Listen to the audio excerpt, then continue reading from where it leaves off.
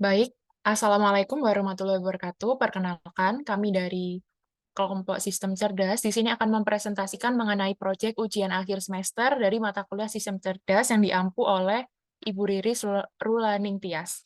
Pada hal ini, kami akan mengangkat topik yaitu mengenai brain tumor classification using deep learning. Next.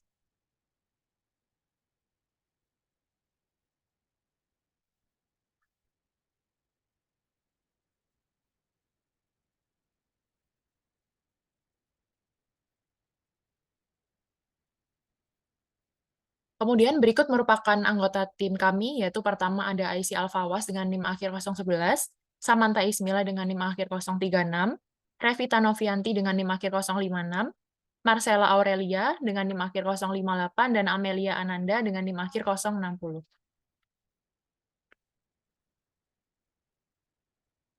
Nah, berikut merupakan table of content yang akan kami sampaikan, yaitu mulai dari latar belakang diangkatnya topik ini, kasus brain tumor, hingga kesimpulan.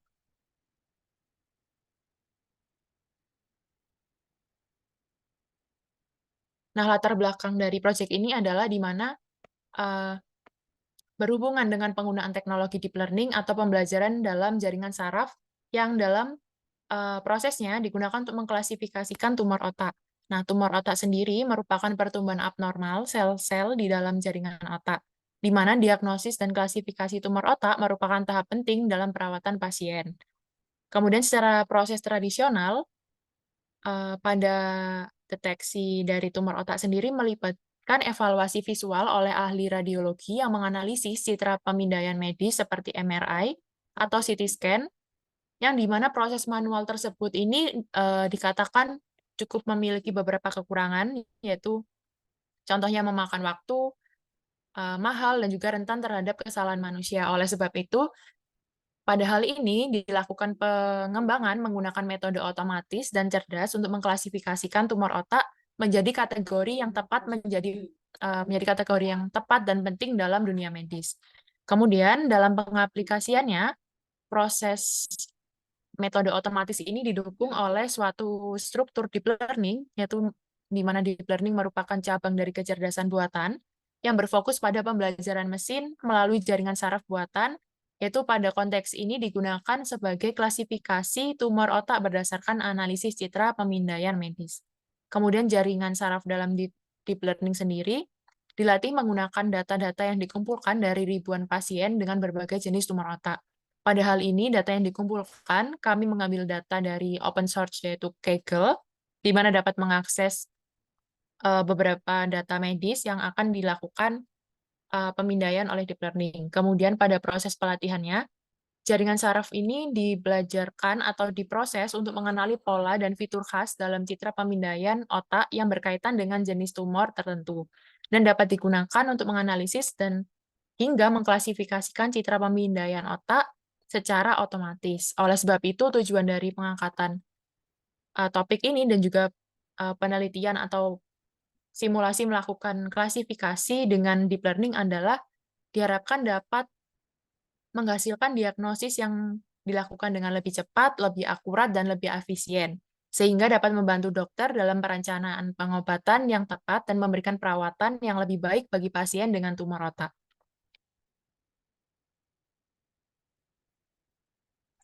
Selanjutnya, seperti yang sudah dijelaskan sebelumnya, tumor otak merupakan suatu pertumbuhan abnormal dari suatu sel-sel di dalam otak. Tumor otak juga dapat terbagi menjadi dua yang bersifat jinak dan ganas. Pada tumor otak jinak, umumnya tumbuhnya tuh lebih lambat dan tidak menyebar ke jaringan sekitarnya. Jika tumor otak ganas, dia tumbuhnya lebih invasif dan dapat menyebar ke jaringan sekitarnya. Dan juga tumor ganas memiliki potensi untuk tumbuh lebih cepat dan dapat menimbulkan komplikasi karena dapat mengganggu fungsi normal otak dan sistem syaraf. Lalu brain tumor dapat terbagi menjadi beberapa kelas, yaitu glioma tumor, meningioma tumor, dan pituitary tumor. Jadi pada glioma tumor ini merupakan jenis tumor otak yang berasal dari sel glial, yaitu sel-sel pendukung di dalam otak, memiliki bentuk yang lebih terdefinisi dibandingkan dengan meningioma tumor. Lalu biasa terletak pada lobus frontal, lobus temporal, lobus parietal, dan lobus occipitalis, namun lokasinya dapat berbeda-beda tergantung individunya. Selanjutnya meningioma tumor yang merupakan pertumbuhan tumor di selaput meningen yang melapisi otak dan sumsum tulang belakang. Bentuknya tuh tidak terlalu terdefinisi dengan jelas dan dapat menyebar secara merata di dalam jaringan otak. Yang ketiga, pituitary tumor merupakan tumor yang tumbuh pada kelenjar pituitary yang terletak di dasar otak. Ukuran tumornya bervariasi mulai dari kecil hingga besar dan dapat mempengaruhi fungsi normal kelenjar pituitary serta produksi hormon. Next. Baik, selanjutnya adalah melakukan import library yang digunakan untuk package-package yang digunakan pada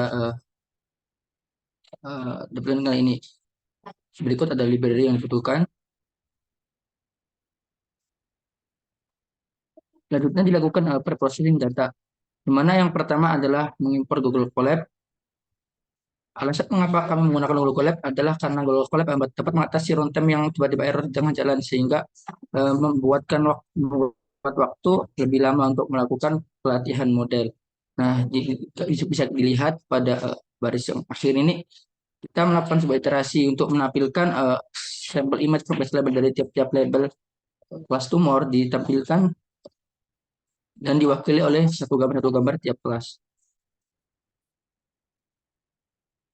Yaitu adalah split data, train, dan test. Di sini bisa dilihat bahwasanya kami bagi test set-nya dan train set-nya sebesar 0,8 dan 0,2 dengan dalam set 64. Setelah itu di sini bisa kita lihat bahwasanya label kita lakukan hot encoding. Tujuannya adalah untuk mengubah data kategorikal menjadi data numerikal sehingga bisa dikenali oleh model machine learning. Adapun arsitektur yang kami gunakan pada generasi kali ini adalah ada 5 arsitektur dari EfficientNet hingga ke DenseNet. Untuk yang pertama ada EfficientNet B0. EfficientNet B0 terdiri dari total 28 lapisan yang terdiri dari FCNN dan lapisan konvolusi. Adapun arsitektur ini mengikuti pola blok yang diulang dengan jumlah lapisan yang berbeda-beda. Sama seperti pada umumnya, yaitu kita mengimport package terlebih dahulu. Setelah itu kita definisikan model net dengan memanggil bobot yaitu ImageNet. Ini adalah sebuah lumrah dalam proses transfer learning. Dengan image size-nya adalah image size 150 dan 3 ini adalah saluran warna yaitu 3, berarti RGB. Nah, setelah itu kita tambahkan custom model dari model transfer learning-nya. Kita tambahkan beberapa layer lagi, layer tambahan ada beberapa layer di sini, ada global average pooling, ada drop off dan dash layer dengan activation softmax. Kenapa softmax? Karena klasifikasi ini adalah klasifikasi multi kelas. Dilakukan compile model dengan parameter berupa fungsi loss, categorical entropy, terkadang dengan metode akurasi. Di sini ada effortnya 15 dan kita tambahkan validation split 0,1. Nah, ini adalah hasil cara model di mana ada train loss, train akurasi, validation loss, dan validation akurasi yang nantinya akan dibahas lebih lanjut pada analisis data. Berikut adalah plotting hasil train model, hasil train dan validation, correlation, dan hasil loss.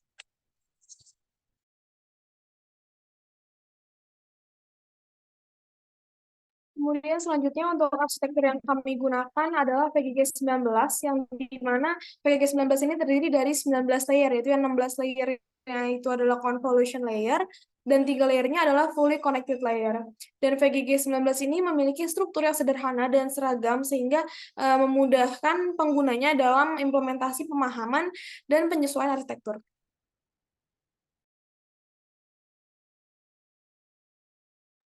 Seperti yang arsitektur sebelumnya, pertama-tama kami mengimport package. Sini kita menggunakan library VG19 dari TensorFlow Cross Applications, terus juga mengimport TensorFlow, matplotlib.pyplot, dan juga Seaborn. Next.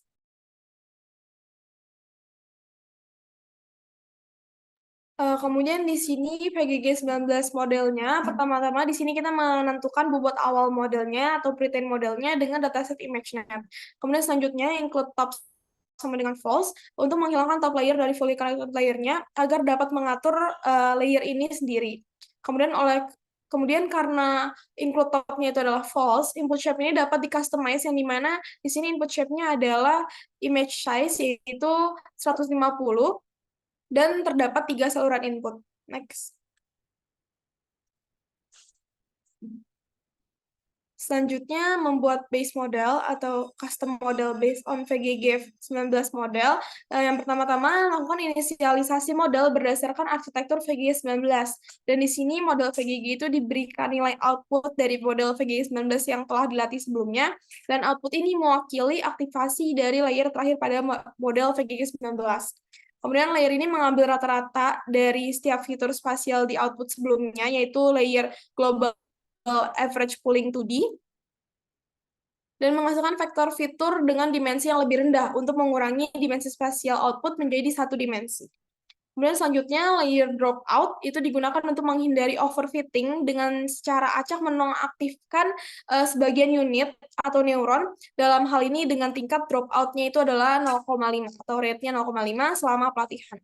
Hal ini membantu mencegah model untuk mengandalkan terlalu banyak fitur tertentu dan mendorong pembelajaran yang lebih umum agar model tidak overfitting. Kemudian selanjutnya adalah layer dense. Ini memiliki 4 unit neuron dengan fungsi aktivasi softmax dan merupakan layer output yang digunakan untuk melakukan klasifikasi pada 4 kelas yang berbeda. Fungsi softmax ini menghasilkan probabilitas untuk setiap kelas sehingga model itu dapat memprediksi kelas yang paling mungkin untuk setiap data masukannya. Dan yang terakhir adalah mendefinisikan model dengan menentukan input dan outputnya. Input model diambil dari model VGG 19, sementara outputnya itu adalah langkah-langkah pemrosesan sebelumnya. Next.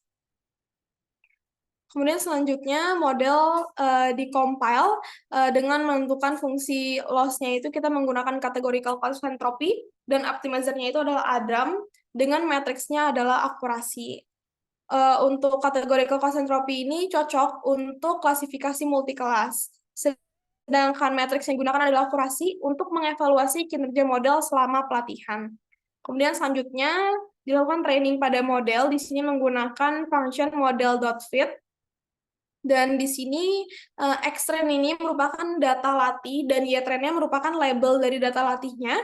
Dan di sini melakukan validation split sebesar 0,1 yang menunjukkan bahwa 10% dari data latih ini akan digunakan sebagai data validasi untuk memantau kinerja model selama pelatihan. Kemudian di sini juga ada verbose sama dengan 1 untuk menampilkan informasi pelatihan secara terperinci selama pelatihan berlangsung.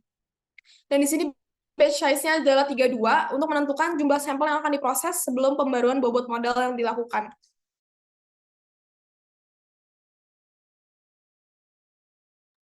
Berikut merupakan hasil train modelnya. Di sini train loss-nya adalah 1,0479, yang dimana nilai train loss-nya ini masih kurang baik karena masih terlalu besar. Kemudian train akurasinya itu adalah 0,5219, di mana nilai akurasi ini masih sangat rendah, sehingga model masih belum baik.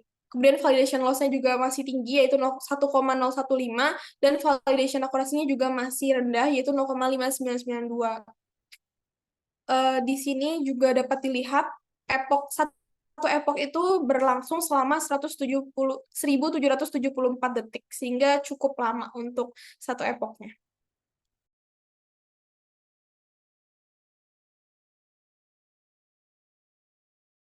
Berikut merupakan hasil plot antara epoch dan akurasi dan epoch terhadap training dan validation loss. Di mana di sini dapat dilihat semakin bertambahnya epoch, itu akurasinya semakin tinggi, dan semakin bertambahnya epoch, training dan validation loss-nya itu semakin rendah, yang dimana seharusnya mungkin epochnya ditambahkan lagi agar akurasinya itu dapat lebih baik lagi dan nilai loss-nya dapat lebih rendah lagi. Next.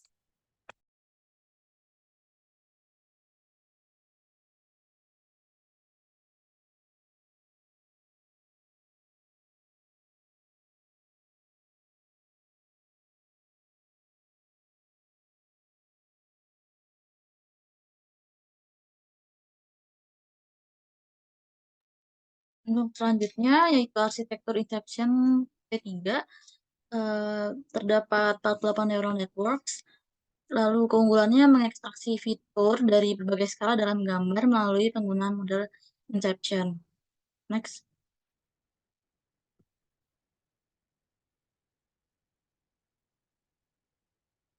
Untuk import package-nya menggunakan TensorFlow untuk mengimpor model Inception V3 dari TensorFlow Keras Application, lalu mengimpor modul Inception V3, modul TensorFlow, modul matplotlib.pyplot, dan modul Seaborn.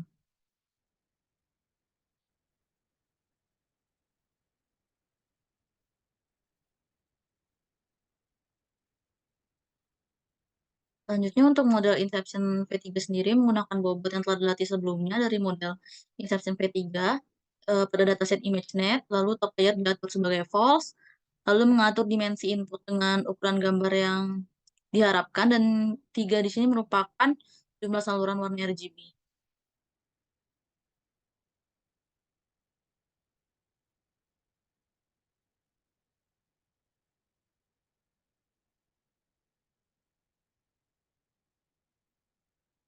Selanjutnya untuk custom model, mengatur global average pooling 2D-nya berfungsi untuk mengambil rata-rata spasial dari fitur yang dihasilkan oleh model Inception V3, lalu lapisan dropout dengan tingkat dropout sebesar 0,5 untuk mengurangi overfitting, lalu menambahkan lapisan dense juga dengan 4 unit dan fungsi aktivasi softmax, lalu dense ini untuk menghasilkan output kelas yang berjumlah 4.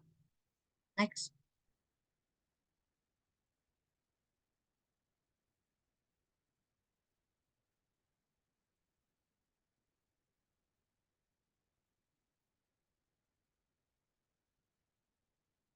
Selanjutnya melakukan compile pada model dengan menggunakan fungsi loss categorical close entropy dan menggunakan optimizer Adam untuk mengoptimalkan model dan menggunakan matriks akurasi untuk melihat sejauh mana model mampu mengklasifikasikan data dengan benar. Selanjutnya melakukan training pada model. Xtrain dan Ytrain di sini adalah data latih yang digunakan untuk melatih model, di mana Xtrain fitur gambarnya, sedangkan Ytrain berisi label kelasnya. Lalu proporsi data di sini yang digunakan sebagai data validasi 0,1, yang artinya 10% dari data latih digunakan sebagai data validasi. Lalu epochnya 12, verbosnya 1, batch size-nya 32, yang artinya model akan diperbarui setiap kali melihat 32 sampel.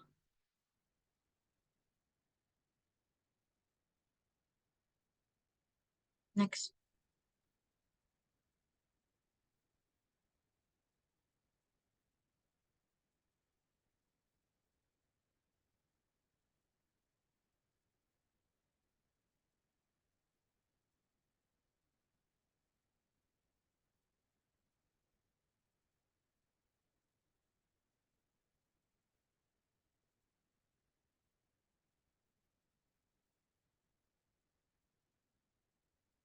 Untuk hasil train model Inception V3 ini didapatkan train loss sebesar 0,0783, train akurasi 0,9762, di mana ini sudah sangat bagus. Validation loss-nya 0,4766, validation akurasinya 0,9351. Next.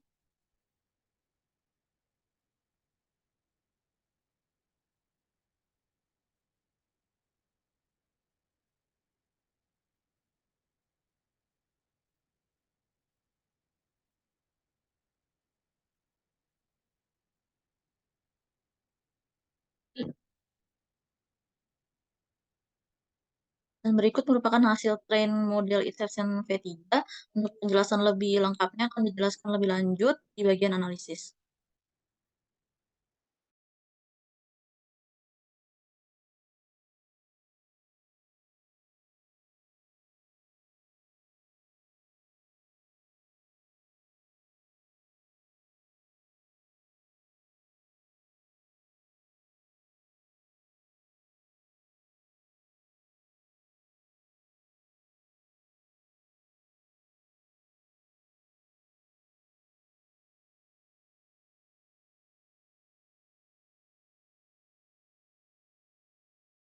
Selanjutnya yaitu arsitektur ResNet 50V2, di mana arsitektur ini merupakan varian yang diadaptasi dari ResNet 50. Arsitektur ini juga bekerja dengan 50 lapis neural network, dengan keunggulannya yaitu the central idea behind residual yang kita kenal dengan skip connection.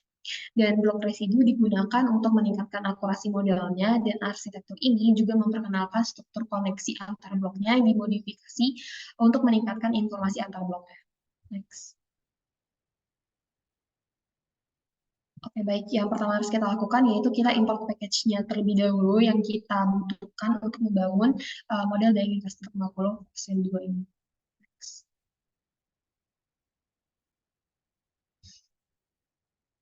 Lalu selanjutnya kita membangun model dari ResNet 50 V2 ini dengan kita menginisiasi bobot awalnya terlebih dahulu, di mana di sini menggunakan bobotnya itu ImageNet dengan bobot pretend-nya itu dari model yang telah dilatih pada dataset ImageNet.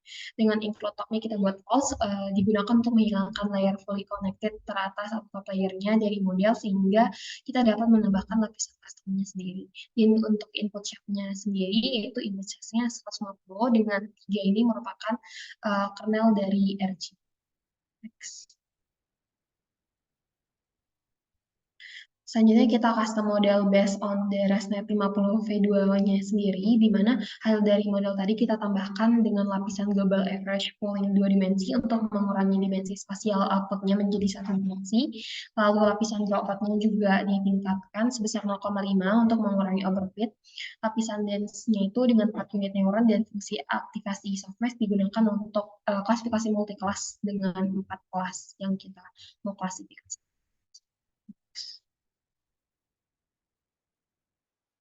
Selanjutnya kita compile modelnya terlebih dahulu, di mana loss function yang kita gunakan ini categorical cross entropy dengan optimizer-nya Adam dan matrix itu akurasi.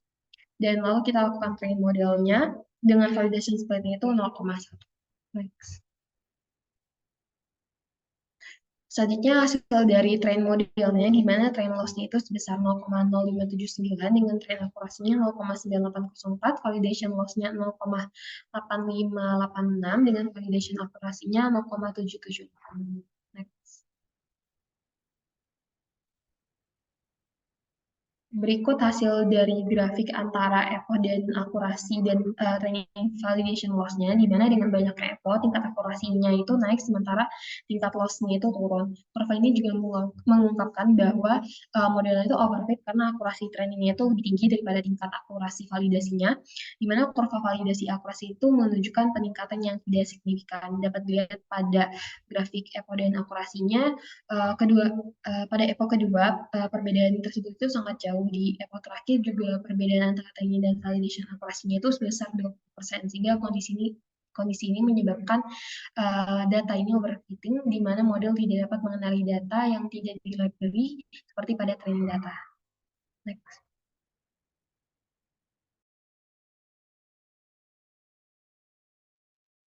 Untuk arsitektur berikutnya adalah model DenseNet 201, yaitu di mana model ini memiliki 201 layer neural network, di mana terdapat blok residual mirip dengan arsitektur sebelumnya, yaitu arsitektur ResNet, tetapi pada hal ini memiliki skip connection atau shortcut connection. Kemudian setiap blok pada DenseNet ini menerima input dari sebuah blok sebelumnya, tapi bukan dari blok yang satu blok sebelumnya, tetapi seluruhan blok dari blok sebelumnya. Kemudian kombinasi keunggulan residual blok atau skip connection, struktur koneksi antar blok yang padat dan terhubung dengan baik dapat membuat arsitektur ini dapat mengatasi masalah pelatihan dan memungkinkan terjadinya pembelajaran fitur yang lebih baik dari data input. Next.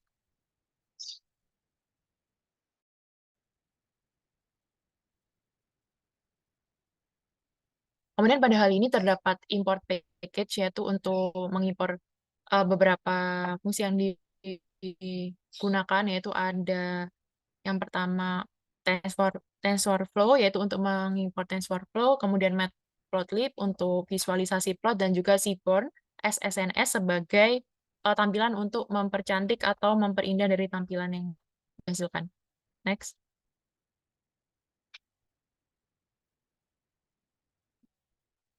Selanjutnya merupakan DenseNet 201 model, di mana pada hal ini menggunakan parameter weight sama dengan ImageNet untuk menggunakan bobot pre-train dari dataset ImageNet. Kemudian menggunakan include top sebagai false, yaitu di mana mengabaikan layer fully connected. yang bagian teratas karena pada hal ini akan diganti dengan layer custom dari DenseNet. Kemudian input shape yang digunakan untuk menentukan dimensi dari gambar yang akan digunakan. Kemudian custom DenseNet 201 model, di sini terdapat beberapa model, yaitu yang pertama untuk DenseNet.output, yaitu mengambil output dari model DenseNet ini. Kemudian yang nantinya akan dibuat sebagai model custom yang akan dibangun. Kemudian ada model kedua ini yang digunakan untuk menambahkan layer average polling 2 dimensi, yaitu mengurangi dimensi output menjadi vektor fitur tunggal. Kemudian terdapat dropout. Pada hal ini layer class dropout digunakan untuk menambahkan layer dengan tingkat dropout 0,5. Dideklarasikan pada hal ini pada coding baris ketiga. Kemudian terdapat yang keempat, layer class dense dengan variabel 4, activation softmax, yaitu di sini digunakan untuk menambahkan layer dense dengan 4 unit sesuai dengan jumlah kelas yang akan diprediksi dari kelas brain tumor. Kemudian aktivasi softmax, yaitu untuk mendapatkan probabilitas prediksi kelasnya. Kemudian models.model, yaitu menambahkan input dan juga output, di mana akan terjadi penggabungan input dari model DenseNet dengan output dari model custom yang telah dibangun. Kemudian summary, yaitu digunakan untuk menampilkan ringkasan dari arsitektur yang telah dibuat. Next. Selanjutnya adalah compile dan juga train dari model.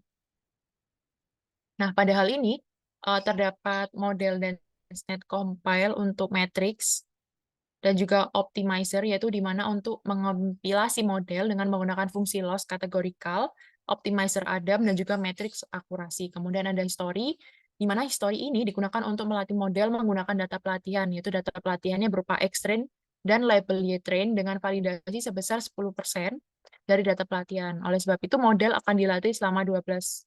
Pada hal ini, tim kelompok kami menggunakan 12 IPOH dengan verbose 1, yaitu di mana akan menampilkan progres pelatihan dan batch size sebesar 32.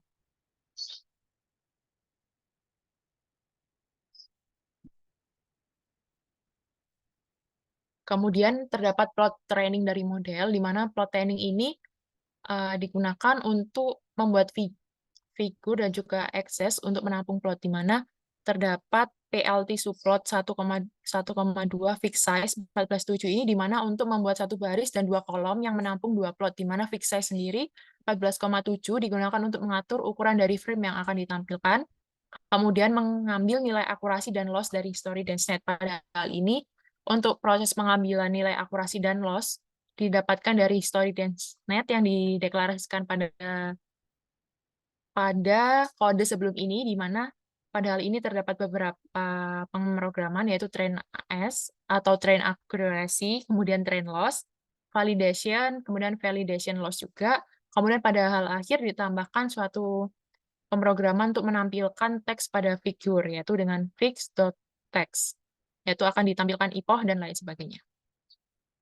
Kemudian set the plot display. Pada hal ini akan dilakukan plotting atau plot display yang akan ditampilkan pada akhir dari pemrograman. Di sini terdapat SNS dan .despine dan juga AX terdapat fungsi matrix pada hal ini untuk merepresentasikan hasil plotting yang akan terjadi. Kemudian pada bagian akhir terdapat plt.show yang dimana akan menampilkan hasil plotnya. Next. Nah, kemudian hasil train model pada hal ini yaitu train loss-nya sebesar 0,0597, kemudian train akurasinya cukup besar atau cukup mendekati angka 1, 0,9804, kemudian validation loss pada hal ini 0,2650, dan validation akurasinya sebesar 0,9351 dengan pemrosesan IPOH pada IPOH ke-12/12, yaitu dilakukan selama 1231 second. Nah, kemudian berikut merupakan hasil train modelnya, di mana pada grafik kiri, pada hal ini terdapat lonjakan dari validation accuracy, tetapi pada titik akhirnya validation accuracy tetap lebih tinggi daripada dibanding dengan yang lainnya, yaitu mencapai 0,9. Kemudian pada hal ini training akurasi dikaitkan tetap menjadi parameter yang cukup lebih baik daripada validation accuracy. Kemudian pada grafis sebelah kanan, untuk training loss dan juga validation loss. Pertama, untuk validation loss terdapat lonjakan pada IPOH pertama, tetapi cenderung konstan pada hingga IPOH 12, yaitu disusul dengan training loss juga yang cenderung konstan dan tidak mengalami kenaikan loss yang cukup signifikan atau cukup besar.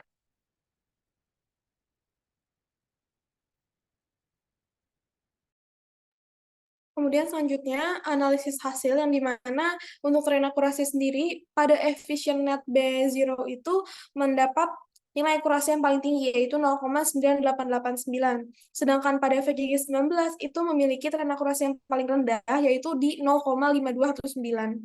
Kemudian selanjutnya pada Inception V3 itu train akurasinya 0,9762. Dan pada ResNet 50 V2 itu tren akurasinya adalah 0,9804. Akan tetapi arsitektur ini memiliki validation akurasi yang rendah yaitu 0,7786 yang dimana selisih antara train dan validation akurasinya terlalu jauh dan validationnya terlalu rendah sehingga dapat disimpulkan bahwa arsitektur ini mengalami overfitting dan tidak dapat mengenali data-data baru. Kemudian untuk DensNet-nya sendiri, DensNet 201 memiliki tren akurasi 0,9804 dan validation akurasi 0,9351.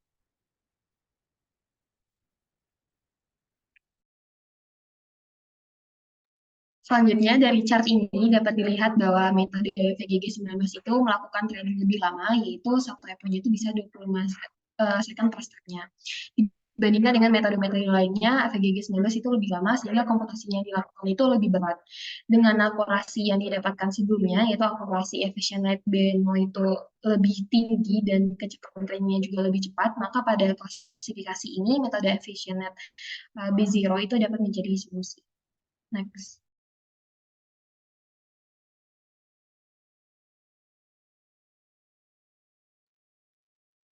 Baik, di sini ada kesimpulan. Jadi di kesimpulan berikut kita bisa lihat perbandingan antara tabel dan grafik yang disediakan. Terlihat bahwasanya VGG 19 walaupun memiliki waktu komputasi yang lebih lama, yang ditunjukkan dengan parameter yang lebih banyak, namun pada tabel ditunjukkan bahwasanya VGG mengalami overfitting. Hal tersebut dalam beberapa kasus dikarenakan karena VGG adalah salah satu arsitektur yang membutuhkan parameter yang banyak, sedangkan dataset kita kemungkinan adalah memiliki jumlah parameter yang sedikit sehingga lebih optimal digunakan di arsitektur selain VG19 seperti AffiCNet dan DenseNet. Nah, untuk mengurangi hal ini, kemungkinan dibutuhkan sebuah dataset yang lebih banyak karena parameter pada VG19 membutuhkan parameter yang lebih banyak, itu dibuktikan dengan waktu komputasi yang lebih lama. Next. Nah, adapun saran yang bisa kami berikan untuk menangani kasus overfitting adalah melakukan memahami sebuah kalimat yaitu model selection based on validation performance dan validation performance driven model selection. Jadi model itu dipilih, model terbaik itu dipilih dari akurasi validasi, bukan dari akurasi training. Jadi untuk model tadi maka dipilih DenseNet sebagai model terbaik karena memiliki nilai validasi yang baik walaupun nilai trainingnya itu lebih rendah daripada nilai efficient. Kemudian yang kedua dari saran kita adalah cross validation. Cross validation adalah sebuah cara untuk menghindari bias yang mungkin muncul dalam evaluasi model. Nah, validasi silang atau cross validation adalah membagi data menjadi beberapa subset atau lipatan atau faults. Dan proses pelatihan dan evaluasi dilakukan secara berulang dengan memvariasikan lipatan yang digunakan sebagai data validasi. Hal ini membantu menghasilkan estimasi kinerja yang lebih stabil dan umumnya lebih akurat. Nah, mungkin saran yang ketiga adalah melakukan deploy melalui banyak kerangka kerja mulai dari Flash dan Django dan sebagainya.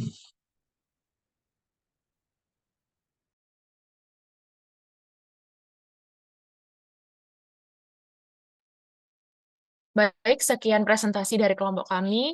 Semoga ilmu yang dapat kami sampaikan ini bermanfaat. Kurang lebihnya kami mohon maaf. Wassalamualaikum warahmatullahi wabarakatuh.